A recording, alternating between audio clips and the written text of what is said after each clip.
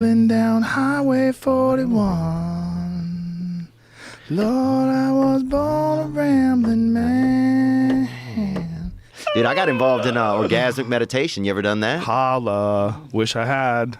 Have you had somebody in about it? No, orgasmic meditation? Like you meditate as you're coming? Or you meditate until you come? Well, I don't get, the man doesn't release any semen. The women, they find pleasure in it. Interesting. But yeah, I mean, there's a lot of stuff like that out here in Los Angeles. You know, you can get caught up. I remember this story about this dude who was in jail, and he had managed to seduce one of the female guards. It was a female guard, and just was around her enough, and eventually she like let him out or something like that. Something happened. But this dude could lie in his bed, and through the power of his mind, he'd make his dick fully hard without touching it, and then he could come on himself without moving. That's the dark arts, sounds like. You know what I'm saying? I don't trust somebody that comes without touching themselves. It seems a little extreme.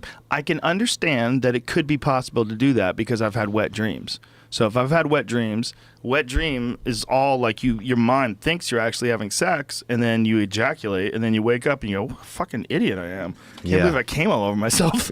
Like that's the reality of a wet dream, right? So that's all possible through the mind. So if that's possible through the mind, why isn't it possible for someone who's a really dedicated practitioner of meditation to just concentrate entirely on recreating the sensation of pleasurable intercourse to the point where they skeet all over themselves? Yeah, dude, but still, that sounds excessive, though. While you're staring in the eyes of the prison guard. Oh, now that's awesome. If you can look him in the eyes and do it.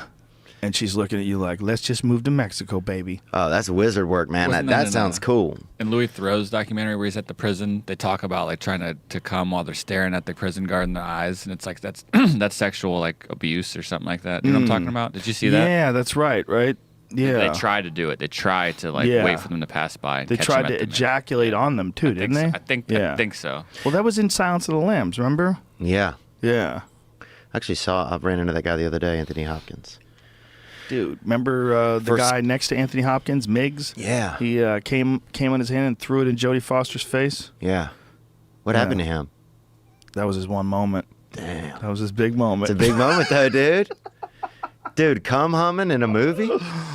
Yeah. That's that's old-fashioned, dude. Our big thing used to be to jerk off out the bus window when I was growing up. But it's a weird thing to want to come on somebody. Like as they're coming, here they come, I gotcha! See, right there, he throws it at her. A wink. Yeah, it seems old-fashioned to me, kind of. It seems like an old-fashioned game, you know? It's a barbaric game. But it makes sense that prisoners would do that. But how crazy is that? Like, he got his cum on her face, and she's probably haunted by that forever. I mean, obviously, it's not a real person. It didn't really happen. It probably was just like frosting. But if you were in a prison or some sort of a deal like that, do you think you'd advance into homosexuality or not? Honestly, I think a lot of people do. I think you'd have to really consider if you're going to be locked in there for the rest of your life, whether or not you were cool with fucking dudes or no pleasure. And now, what if you had like one appeal, but it was like 25, like an appeal trial, and it was 25 years later? Like, that's kind of the risk, you know?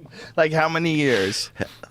Well, some dudes would they rationalize it, like in like gangbanger communities, they call it gay for the stay. Yeah. And they would go and they would just get gay as soon as they get in jail, and then they get out of jail, they try not to be gay. That was in that movie American Me, and obviously I have no idea how accurate that was, but that's been discussed before. But I think Edward James Olmos, when he did that movie, I think he kind of got in trouble with some gangbangers who were particularly upset about the way he portrayed like prison life in there, and they were like, you know, they were upset at him. That'd be alarming. That would be quite terrifying. I'd be an alarming group to upset. The wrong group to upset. Because they have like drug-induced gays. I remember. Hello. By okay. Is that real? Yeah, man. Drug-induced? They can gay you with a drug? No. Like if you I remember they had like I mean, it's popular culture in the 80s and 90s where they had like behind the rest areas, a lot of men would meet up and you know, do drugs and find pleasure with each other back there. You know? Yeah, rest areas, rest stops on highways. Yeah, rest stops off the interstate. You know, usually like a cement building, couple water fountains. How weird is that? Oh, man. Dude, it was a party stop back in the day. But imagine that, like when you want to rest, like you're tired. Yeah. Fuck it, it's a long drive. I'm just gonna pull in here and take a nap. I'm gonna leave this window open. Some dude reaches in and grabs your dick. Like, hey, I'm just trying to sleep. I know, man. Come on, everybody comes here to fuck. No, this is their rest stop. We used to go see it because I lived across from this river, and the other side of the river was the back of the rest area. Oh, And no. A lot of them be back there partying, and Could you smell it? no, you couldn't smell smell the it. It was butt far. fucking in the air? Oh, damn, man. Like a dog. Do you think a dog could smell it? You think a dog would be like, I think a turkey could see it. That's for damn sure. there's butt fucking going on somewhere within this 5-mile radius.